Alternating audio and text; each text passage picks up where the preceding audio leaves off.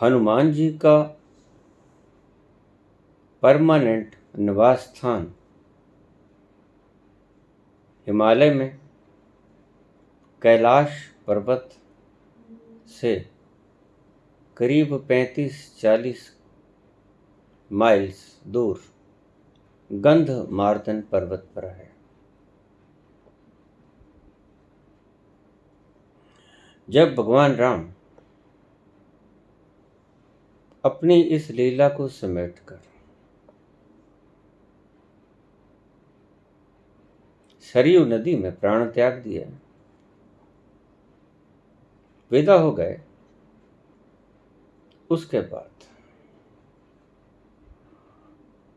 उसके बाद से हनुमान जी का पक्का स्थान गंधमार्दन पर्वत है। वहीं वो रहते हैं।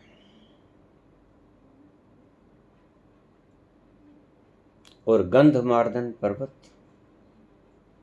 हिमालय के कैलाश में उत्तर की तरफ 35-40 मील दूर स्थित है। अद्भुत अलौकिक दिव्य बूटियों से युक्त यह गंधमार्दन पर्वत देखने योग्य है। इसकी शोभा शब्दों में वर्णन नहीं की जा सकती। अद्भुत अलौकिक दृश्य नजारा, वहां की अलौकिक जड़ी बूटियां, वहां का दिव्य दर्शन,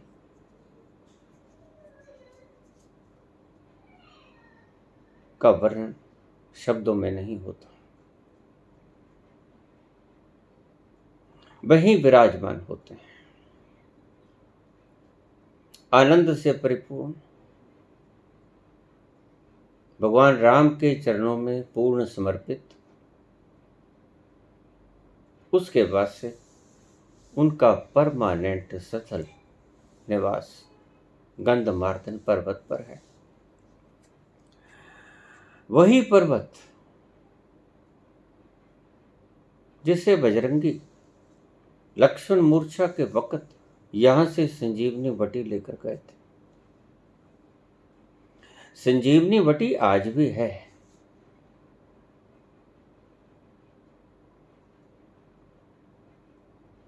आज भी मौजूद है।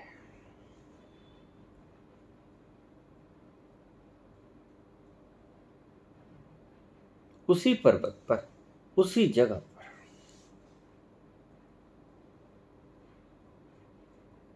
कई बार कई लोगों ने वहां जाने की चेष्टा की। वहां हनुमान जी के अलावा कुछ गंधर्व, अप्सराएं और कुछ सिद्ध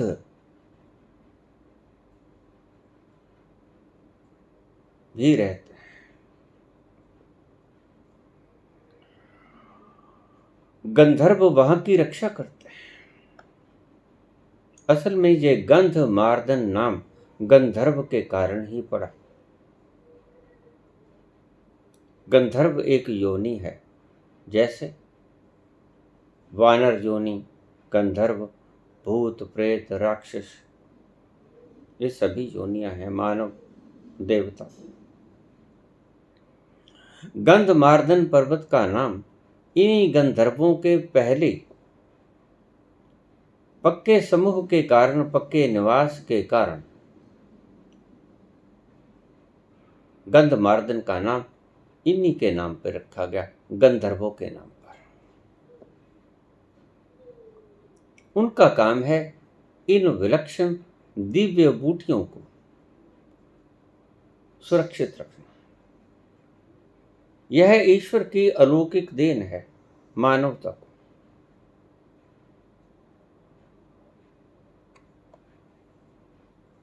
और वहां का दर्शन, दिव्य दर्शन तो परम अलौकिक है। शोभा वर्णन नहीं की जा सकती वहां की।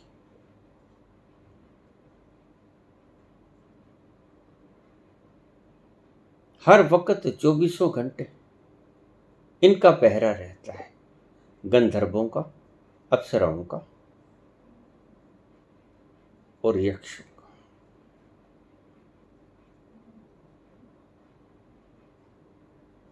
सिद्ध पुरुषों का।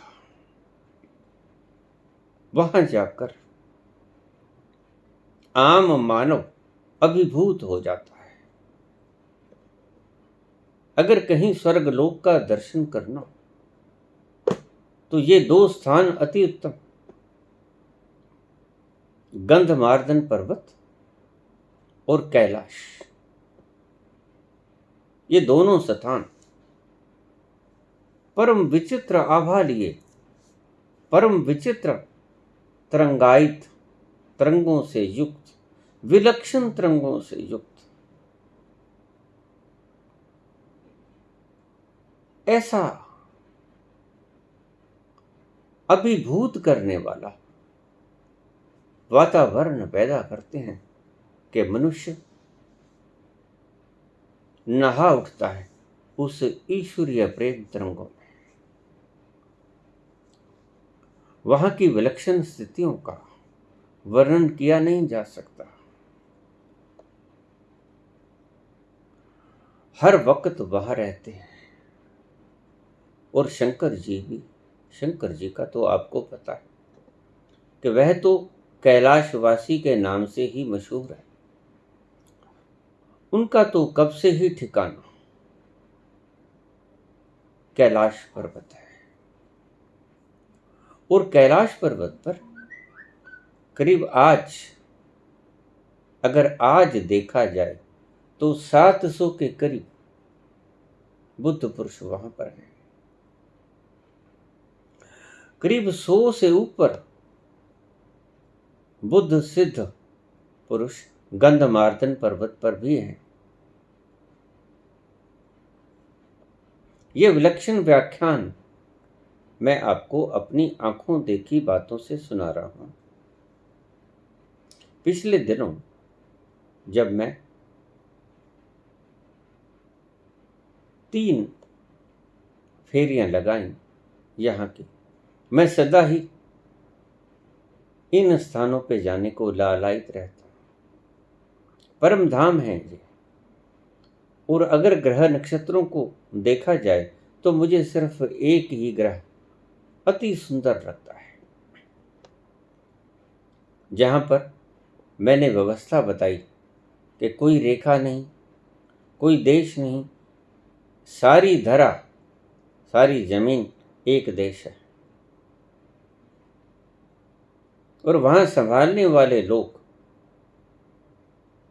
एक नहीं, सैकड़ों की संख्याओं में संभालते हैं।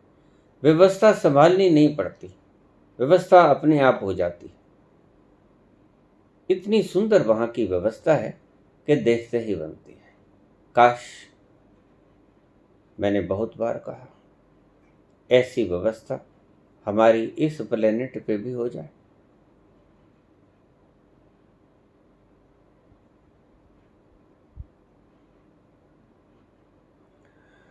हनुमान जी का निवास गंधमार्दन पर्वत पर है और भोलेनाथ का निवास, भगवान शंकर का निवास कैलाश पर्वत पर है। और शायद इन 2 स्थानों पर कभी कोई पहुंच नहीं सका सिद्ध पुरुषों के, बुद्ध पुरुषों के अलावा।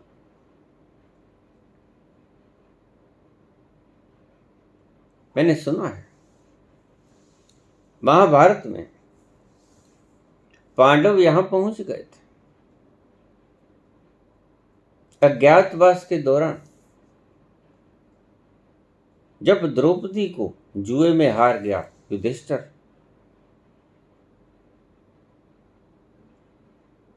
और दुर्योधन ने द्रौपदी को राज्यसभा में नग्न करने का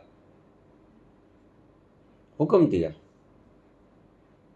तो दुशासन ने उसकी साड़ी खींचनी शुरू कर दी।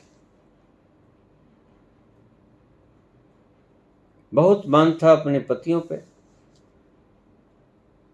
भीष्म पितामह पे, द्रोणाचार्य पे, धृतराष्ट्र पे, विदुर पे, अपने पांचों वीर पतियों पे। लेकिन जैसे ही वो चिल्लाई कि ये क्या हो रहा है, किसी की जरूरत न पड़ी, सभी गुलाम थे, सभी बंधे हुए थे अपनी अपनी धारणाओं में। भीष्म बंधे हुए थे अपनी भीष्म प्रतिज्ञा। अगर उस वक्त भीष्म न रह के देवव्रत बन जाते तो महाभारत टट सकता था। इसलिए सबसे ज्यादा बड़ी सजा अगर किसी को मिली महाभारत की, तो सबसे बड़ी सजा मिली भीष्म पितामह देवव्रत को। एक एक बाण, एक एक रोम को छीद गया और बाणों की शरसैया बना दी गई। परम दुख के वक्त गुजारे। कृष्ण उससे मिलने गए। वासुदेव को देखकर उन्होंने मस्तक नवाया।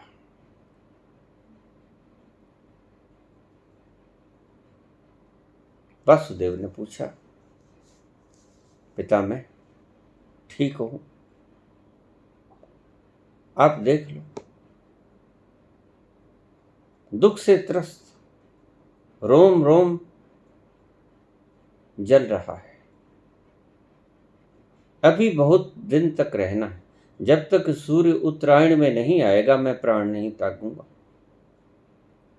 और अभी बहुत दिन पड़े सूर्य के उत्तरायण आने में। प्यास भी लगी है।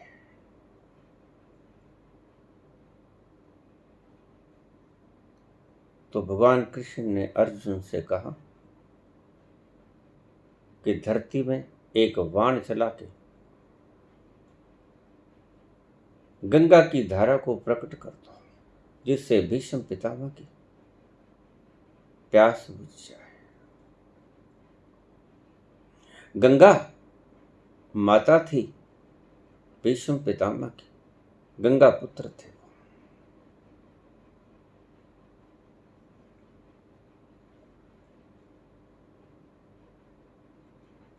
बाण मारा और धारा फूट पड़ी और मेरा सिर थोड़ा सा ऊंचा कर दो, सिरहाना बना दो सिर पर, ताकि मैं थोड़ा आराम से अपने दिन काट सकूं।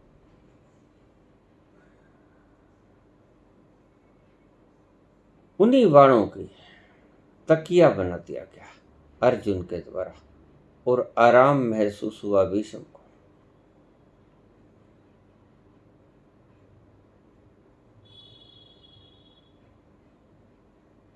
लेकिन इस शर्त पे बात खत्म हुई जब पुकारा द्रौपदी ने अनन्य भाव से पूर्ण समर्पित होके।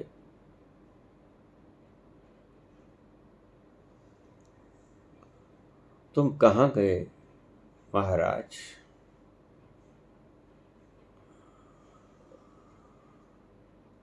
तुम कहां गए महाराज? तुम कहां छिपे महाराज? करो मत देरी, दुख हरो द्वारिका नाथ, शरण में तेरी। देरी मत करो। कहां छुप गए हो द्वारकाधीश? लाज गई मेरी, दुख हरो द्वारका नाथ, शरण में तेरी। और भगवान कृष्ण ने आकर उनका चीर बढ़ाया। थक गए दुशासन, प्रयत्न नाकामयाब रहा। समझौता हुआ सिर्फ इस बात पर कि 13 वर्ष का वनवास, 12 वर्ष अज्ञातवास, 1 वर्ष अज्ञातवास और 12 वर्ष का वैसे वनवास। अज्ञातवास में ढूंढने का हम प्रयास करेंगे। अगर मिल गए तो फिर 13 वर्ष का फिर से वनवास होगा। इस शर्त पर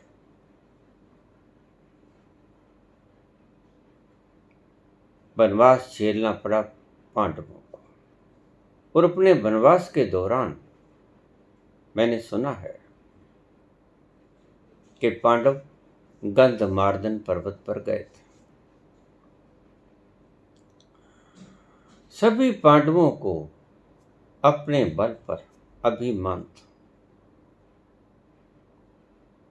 किसी को बाहुबल पर, किसी को बाण विद्या के बल पर, किसी को सौंदर्य के बल पर, किसी को सत्य के बल पर, सत्यवादिता के बल पर। प्रत्येक व्यक्ति को, सहदेव को अपनी शास्त्र विद्या पर घमंड था। गंधमार्दन पर्वत पर गए।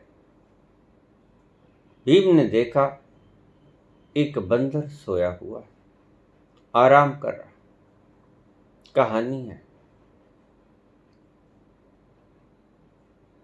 तो पूंछ काफी ऊंची। तो उन्होंने कहा कि ये बानर अपनी पूंछ को हटा ले, हमने यहां से गुजरना है, तुम्हारी पूंछ बाधा बन रही। तो हनुमान जी बोले, मैं वृद्ध हो गया हूं, तुम ही हटा दो पूंछ।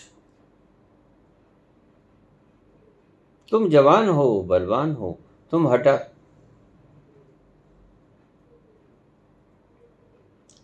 भीम ने गुस्से में आके उस पूंछ को ऐसा उठाना चाहा कि जैसे उठा के वो समुद्र में फेंक देंगे।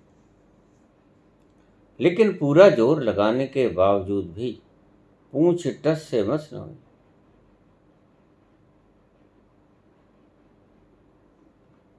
इतनी भारी हो गई, उठाना तो बहुत दूर और उठा के समुद्र में पटकना तो बहुत दूर, हनुमान जी की पूंछ भी हटाई ना गई, हिलाई ना गई।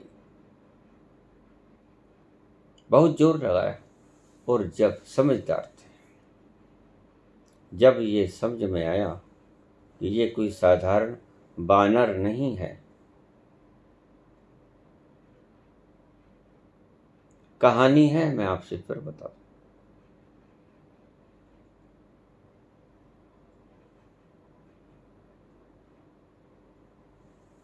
तो उन्होंने हाथ जोड़ के प्रणाम किया। हाथ जोड़ के विनती करी भीम ने कि महाराज आप कौन हैं? साधारण मानव तो नहीं आप, साधारण कपि तो आप हो नहीं।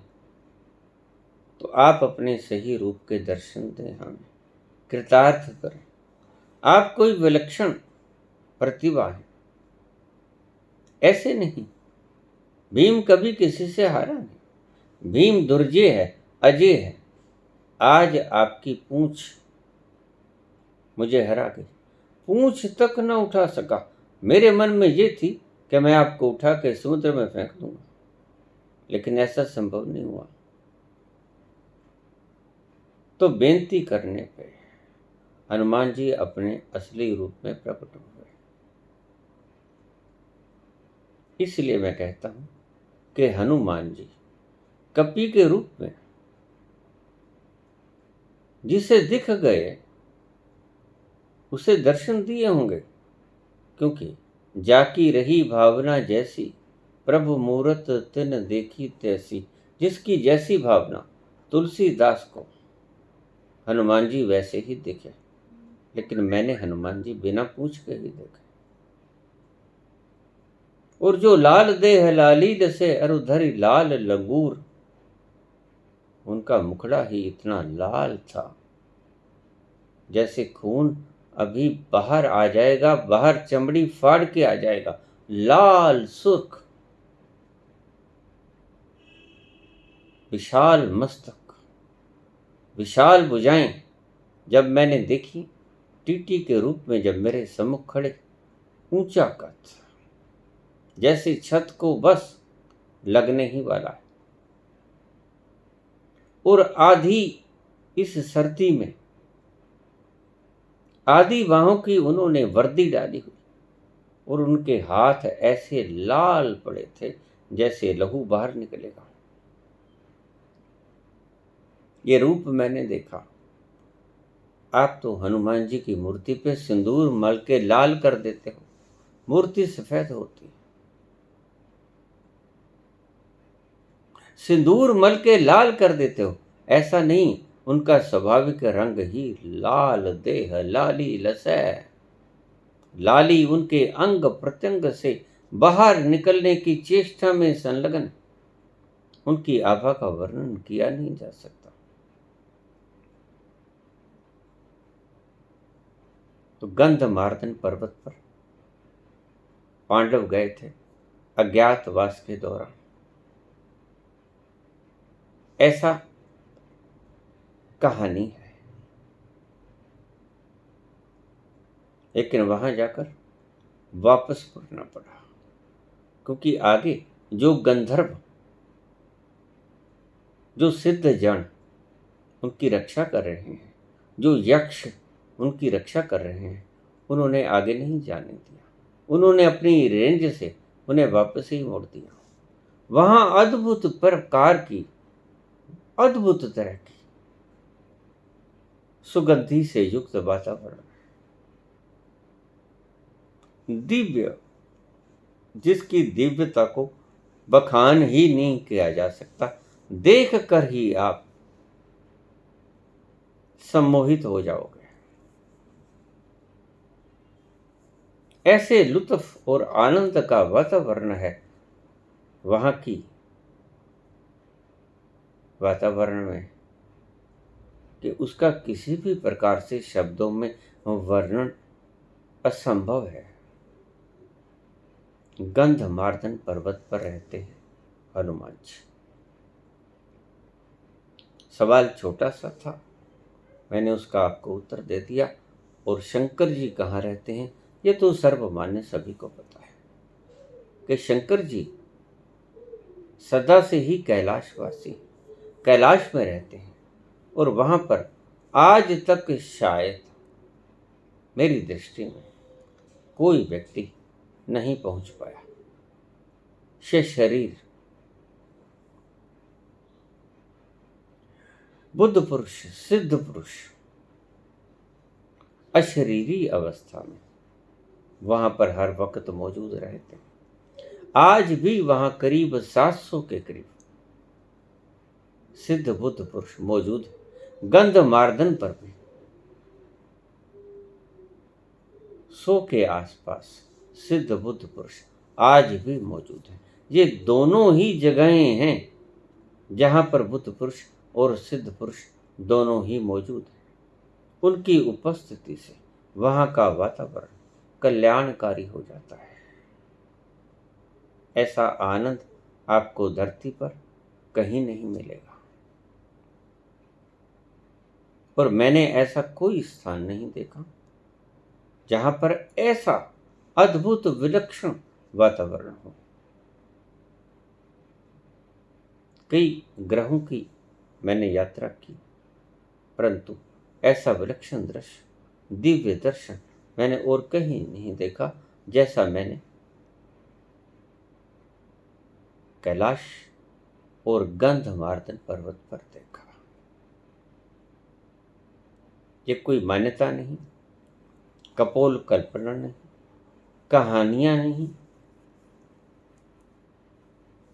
कि भगवान हनुमान जी, भगवान राम ने कहा और हनुमान जी ने वहां से संजीवनी लाके दे दी। सुषेण ने, जो कि लंकापति रावण का वैद्य था, उन्होंने उनकी नाभि में अमृत कुंड प्रवेश करवा दिया था।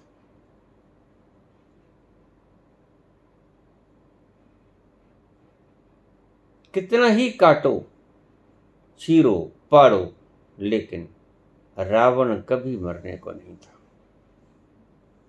रावण करीब 5 फुट ज़्यादा ऊंचा था भगवान राम से। 12.5 फुट के करीब उनका कद था। 7.5 फुट के करीब भगवान राम का कद था। 5 फुट ऊंचा। जब शीश को काटना होता था तो भगवान राम को निगाहें ऊंची उठानी पड़ती थी। शीश कटता, लेकिन उस अमृत कुंड के कारण शीश फिर आ जाता। वह 10 शीश वाला एक कटता फिर आ जाता। ये कहानी है, पौराणिक कहानी है। इनके आंतरिक रहस्यों का वर्णन करने का वक्त अभी नहीं है, अभी आप समझ भी ना पाओगे। लेकिन इतना अवश्य है कि जो व्यक्ति ये जानता था सुषेण वेद कि ये अमृत मिलता कहाँ से है, ये संजीवनी मिलती कहाँ से है, उसने अमृत भी ढूंढ लिया था। अमृत सही रूप में ढूंढ नहीं लिया था, उसने बना लिया था।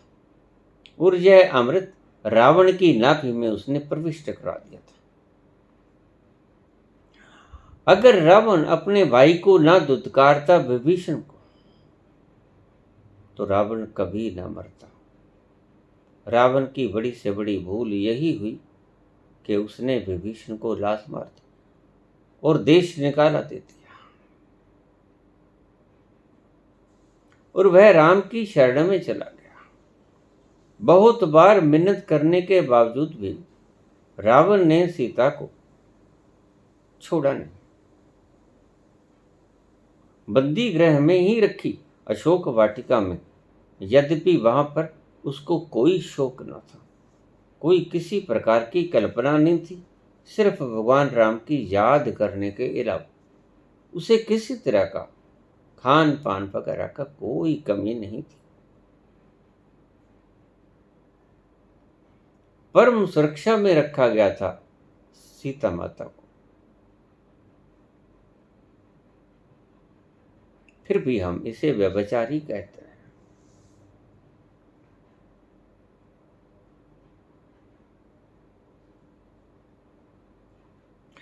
अगर विभीषण को ना निकालता रावण, तो रावण को कोई नहीं हरा सकता था।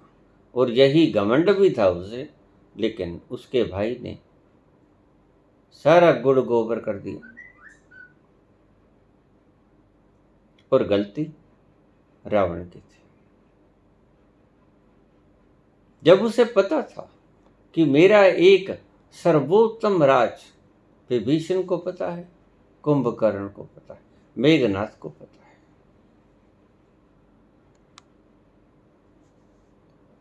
तो मैं इसे ना निकालूं।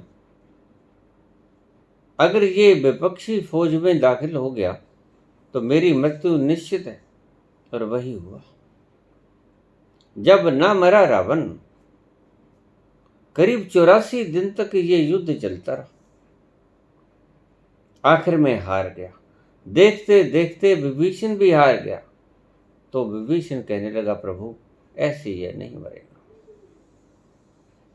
मैं आपको बताता हूं, निकालो अपना अग्निबाण और इसकी नाभि में जो अमृत कुंड बसा दिया है सुषेण वैद ने, उस अमृत कुंड को सुखा दो या मर जाएगा। तत्क्षण भगवान राम ने यही किया। अग्निबाण निकाला, उसकी नाभि पे चला दिया, सोख लिया सारा अमृत, वाष्प बन के उड़ गया और रावण मारा गया।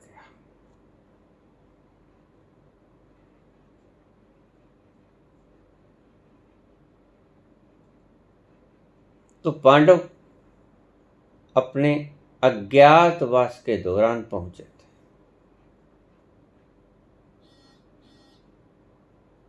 इस स्थान पर, जिन्हें हम गंधमार्दन पर्वत के रूप में कहते हैं, वहीं पर इन्हें दर्शन हुए हनुमान जी के।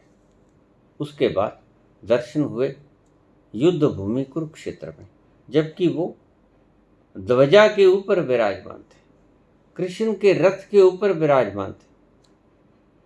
जिसमें अर्जुन लड़ रहा था। कृष्ण सारथी थे और उसके ऊपर जो फ्लैग लगा था, झंडा था, उस पर विराजमान थे, रथ के ऊपर विराजमान थे।